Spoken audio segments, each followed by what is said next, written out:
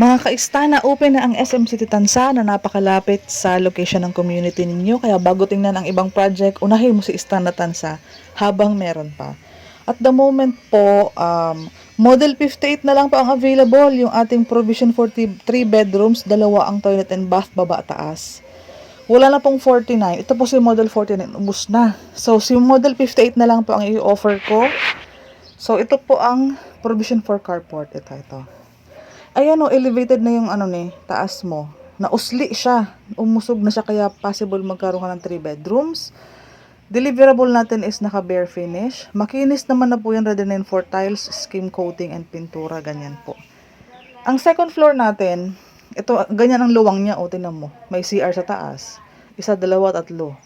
Possible 3 bedrooms at dalawang 2 bedrooms naman kung dalawang kwarto lang gagawin mo. Ayan, high ceiling siya. O. Ganyan siya kalawak. Kasi ito. Yan yung na-expand paharapan. Kaya ang second floor mo is mas spacious. Ito yung ating isa pang toilet and bath ang sukat niyan sa taas. So, madami naghahanap nito, habang meron pa. Ang good news pa, block 1, block 2, block 3 na. Pipilian ko kayo sa block 1 para bungad na bungad kayo sa main entrance. Ito yung pag na-cover. Yan ang corner. Medyo pricey ang corner. Ito na siya. Oh, mayroon na tayong deliverable na naka-dress up na. Si Model 58 po ito.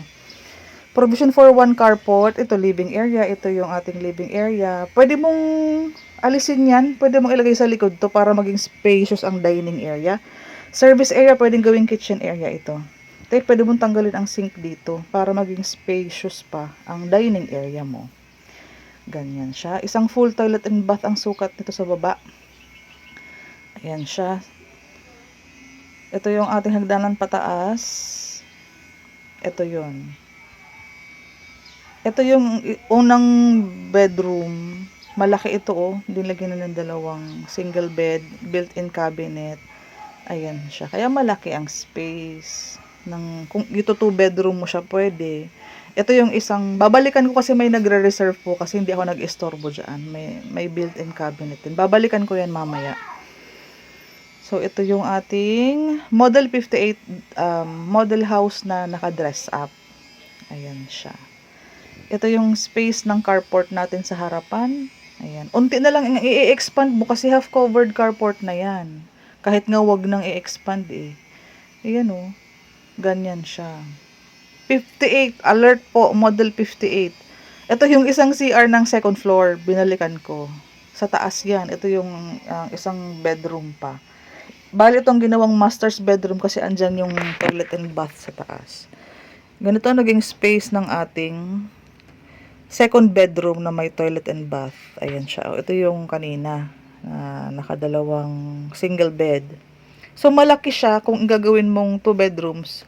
Saktong space lang kung gagawin mo siyang 3 bedrooms. At may full toilet and bath ka pa sa taas. Hindi lang siya yung CR talaga. So, alert Model 58 habang meron pa. Pipilian ko kayo sa block 1, block 2, block 3. Gagawa ako ng separate video para sa computation kasi may binigay ng mapa at saka computation. Ito oh, pwede mo tong gawing countertop, tanggalin mo to, ilagay mo tong dining dito. Tapos, ito pwede mong gawing countertop yan. Ito na lang. Tapos kitchen area, sink, lutuan doon sa gilid, doon dyan sa labas. Ayan oh. Saktong space pa naman yun para maging spacious dito sa ating living area. Pwede ka pang mag L-shape na sala set dito kung medyo magiging spacious siya. Ayan. Ganyan ang kabuuhan niya. Model 58. Istana Tansa facing, napakalapit sa Tansa, napakalapit sa highway. Paglabas mo, may mamaya nga dumadaang bus papunta ng PTEX, via Cavitex na. Ayan. Maganda ang space ng ating harapan, yung ating covered carport. Ayan oh. Halos loob na lang ang ipapaayos mo sa kayong likuran. Ganyan siya. Stay tuned po para sa computation para hindi na maging mahaba ang vlog ko na to. Pag interesado ka, please do message me. Isasend ko sa iyo ang computation vlog. Gagawin ko na yung sunod na computation vlog.